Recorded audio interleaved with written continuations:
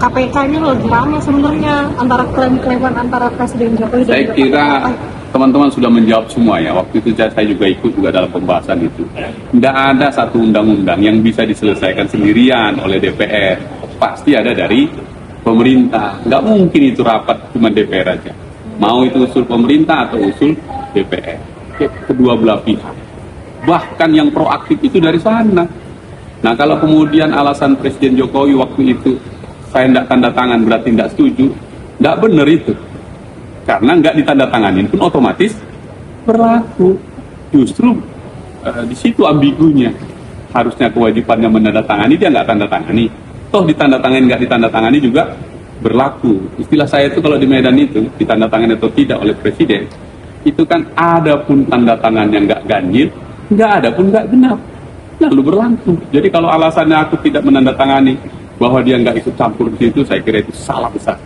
Kami ikut di situ membahas, dan pembahasan itu juga sangat signifikan, dialog, ada unsur pemerintah, ada unsur DPR. Jadi kalau tiba-tiba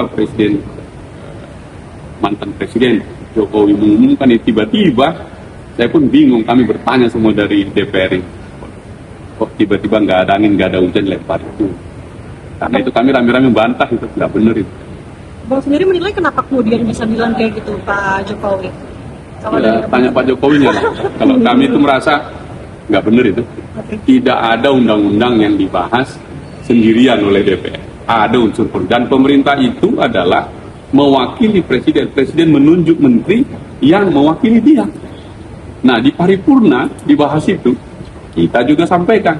Pemerintah pun menyampaikan pandangannya dan sama-sama sepakat, ketok. Lalu bilang, wah aku nggak setuju itu karena itu aku nggak tanda tangan. Bagaimana? Soal tanda tangan sekali lagi, ditandatangani nggak ditandatangani tetap berjalan. Itu artinya kewajiban bagi Presiden menandatanganinya. Kalau dia nggak menandatangani, dia mengingkari kewajibannya. Jadi bukan berarti menolak itu. Karena kalau penolakan harusnya dilakukannya di rapat tingkat pertama, minimal rapat di paripurna pengambilan keputusan terakhir itu.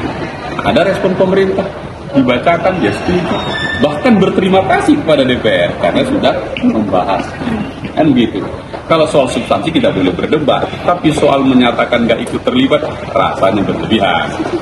Kan ini hujan kritik, kamu tadi juga bilang hujan kritik kan. Tapi ini dibalas lagi sama PSI. Ini bilang kayaknya partai-partai yang kritik itu malah menyalahkan. Ya, kalau belum masuk parlemen nggak usah dulu. Kami ada di sana, dia nggak ikut. Kecuali dia ikut di dalam kan. Oke. Kami di dalam. Oke, Bang.